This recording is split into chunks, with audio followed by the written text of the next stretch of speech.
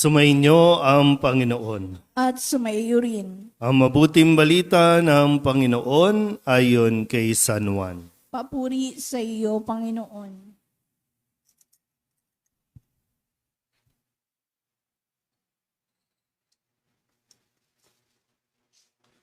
Noong panahong iyon, sinabi ni Jesus sa kanyang mga alagad, "Kung paanong iniibig ako ng Ama, gayon din naman, iniibig ko kayo.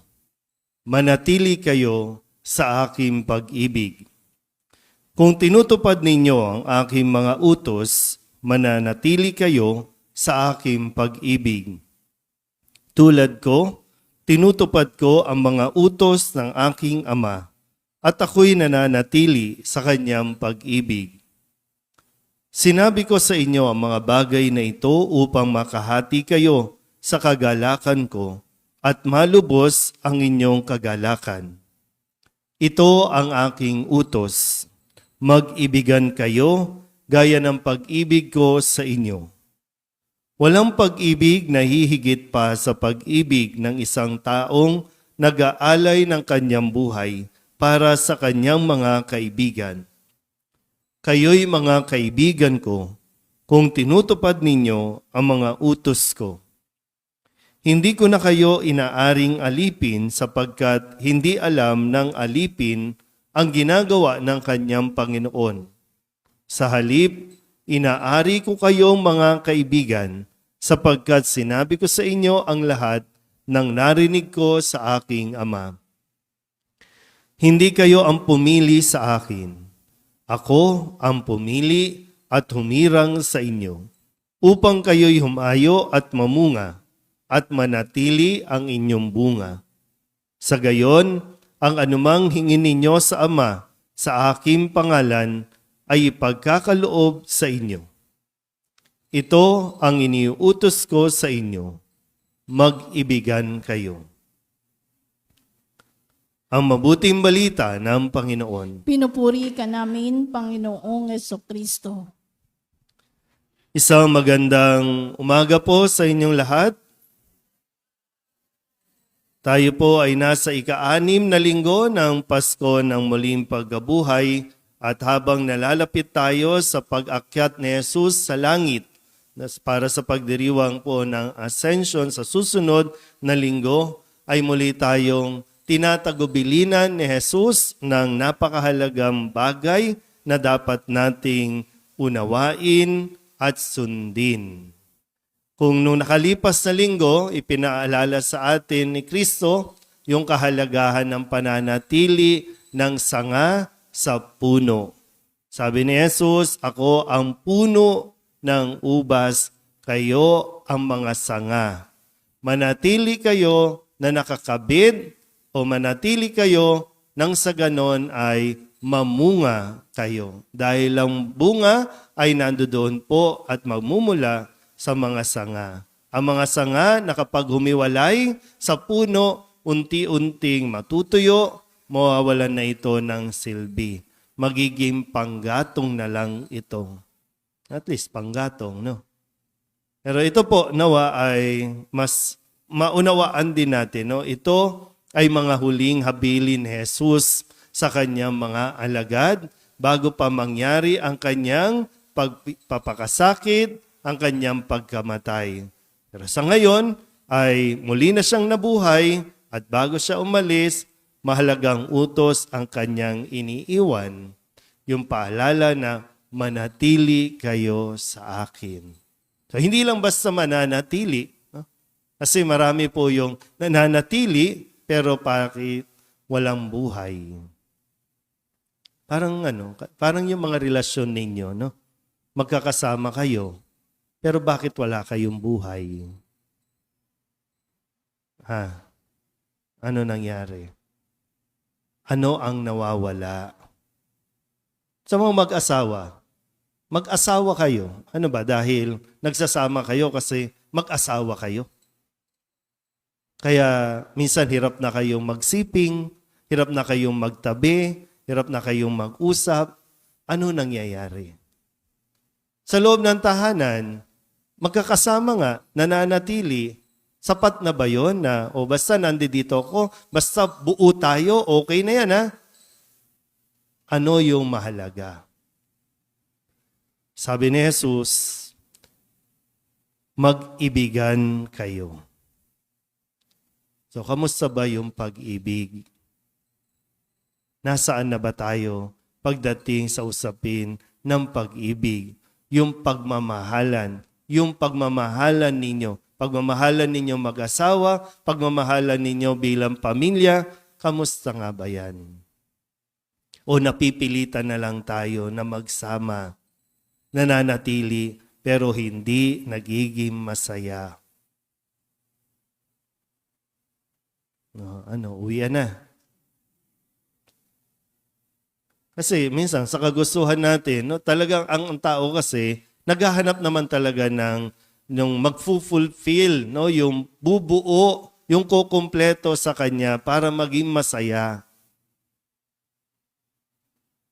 Kaya nga yung sinasabi natin lagi, ang pag-ibig, hindi yan feeling. Hindi yan yung pakiramdam. Ang pag-ibig ay isang desisyon. Kung titinan mo po, papagnilayan mo ang ating mga pagbasa, ano bang ginawa ng Diyos? Pinili niya ang mahalin ang tao. Sa unang pagbasa, maganda po ito na nasabi, ang pag-ibig ng Diyos walang itinatangi. May mga tao dahil sa pag-ibig, nagiging tanga. Pero ang pag-ibig ng Diyos walang itinatangi. Yung pag-iisip na sabi nila ng mga hintil o yung mga Hudyo, kami lang ang mahal ng Diyos, kami lang ang ililigtas ng Diyos. Pero dito, sabi, pati ang mga hintil, yung hindi kabilang sa kanilang lahi, sa kanilang angkan, mahal din pala ng Diyos. Yung mga issues natin ngayon sa buhay, pag sinasabi ng iba, yung mga LGBTQIA, hindi yan maliligtas. Hindi yan mahal ng Diyos. Mahal din yan ng Diyos. Mahal tayong lahat ng Diyos. Sabihin nyo sa katabi ninyo, mahal ka ng Diyos. Pero hindi ka pinipilit ng Diyos na mahalin mo rin ang Diyos. Pero may utos ang Diyos na magmahal ka. Piliin mo ang magmahal. Kung magmamahal ka, dapat alam mo kung ano ang dapat mong isakripisyo. Kasi nang magmahal ang Diyos sa tao, ano ang inialay niya? Buhay ng kanyang anak para tayo mabuhay. At yan din ang paulit-ulit na sinasabi ni Jesus, kung susundin ninyo ang aking utos, mabubuhay kayo. At ano ang utos? Magmahal ka. Huwag mong sabihing mahirap. Magmahal ka. Utos yan. Kung gusto mo lang namang maging masaya, may sino bang ayaw maging masaya?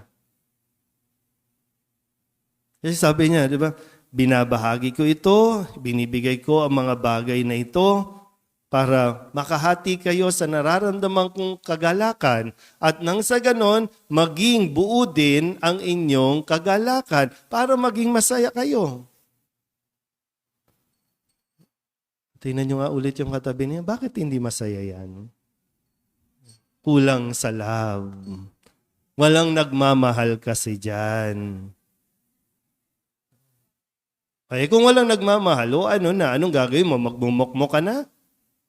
Hindi naman sinabing kung pag may nagmamahal lang sa'yo, dapat masaya ka. Ang sabi, magmahal ka, umibig ka. Kahit hindi ka mahalin, magmahal ka para maging masaya ka. So, kaya ka malungkot kasi ayaw mo nang magmahal. Ang sarap niyong pektosan, puro kayo drama. Puro kayo emote. Iniwan po ako ng asawa ko, pinagpalit po ako ng asawa ko, pinabayaan po ako ng anak ko, pinabayaan ako ng mga magulang ko. Pag pinabayaan ba, hindi na dapat magmahal? Pag niloko ba, hindi na dapat magmahal?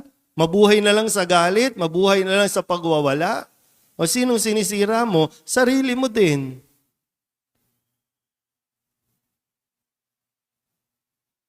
Di ba masarap? Hindi ko alam. Sino na ba ang nakaramdam na magmahal? Di ba masarap magmahal? Oh. Okay, hindi nyo alam yung pakiramdam. Hindi nyo alam yung ano ba, may lasa ba yun? Hindi nyo alam yung lasa. Kasi ayaw nyo. Kasi mas pinili nyo ang maging mapait ang buhay. Hindi, magsama kayo ng ampalaya. Pero mas gusto kong kasama si Joy. Yung masaya kasi, di ba? Hindi mo ididepende ang saya mo sa mga taong nagmamahal sa'yo. Kasi dapat, unang-una, ikaw, marunong ka bang magmahal?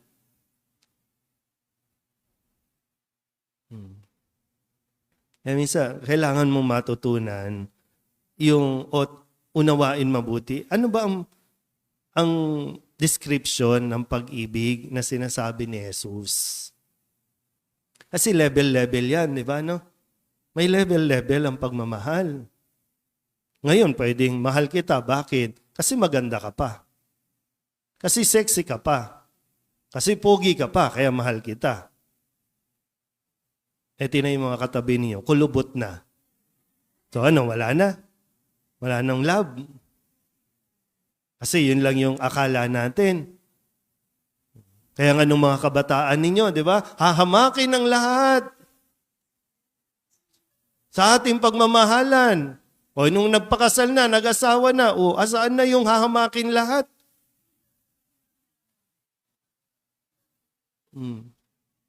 Wala na yung kilig. Pag umiihi na lang kinikilig. Kaya maya't maya, banyo para kiligin. Pero ano ba nangyayari? Kasi ano ba? Tama ba yung pagkaunawa natin sa pagmamahal? Ang pagmamahal, dinidesisyonan. Araw-araw, magdidesisyon ka, magmamahal ako. Hindi yung araw-araw, mabubuhay ako sa inis, mabubuhay ako sa galit, mabubuhay ako sa bitterness. Pero ikaw, kung gusto mo lang naman, kung gusto mo maging masaya, unawain mo mabuti ito. Yung kahit may rayuma ka, kahit may gout ka, kahit may sakit ka, pwede kang maging masaya kung may pag-ibig ka sa iyong sarili.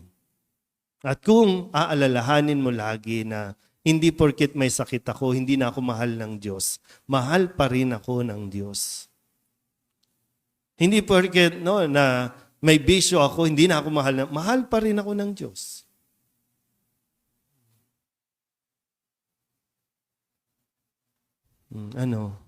Mag-i-emote na naman kayo. No?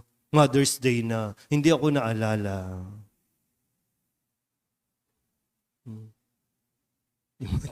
Dami nating emote sa buhay, no? Pero ano nga ba, no? Nasaan nga ba ang ating pagkaunawa sa pagmamahal? May pagmamahal, akala mo pagmamahal lang, pero init lang ng katawan. Yung tunay na pagmamahal, yung kayang mag-alay ng sarili. Kayang magsakripisyo. Yung pagmamahal na magpapatuloy kang magmahal kahit hindi sinuklian ng iyong pagmamahal. Minsan yung sinasabi, hindi nila deserve ang aking pagmamahal. Kaya anong gagawin mo sa pagmamahal? Buburuhin mo. Isasako mo. Anong gagawin mo dyan? Yung pagmamahal kasi ini-express sa tamang konteksto.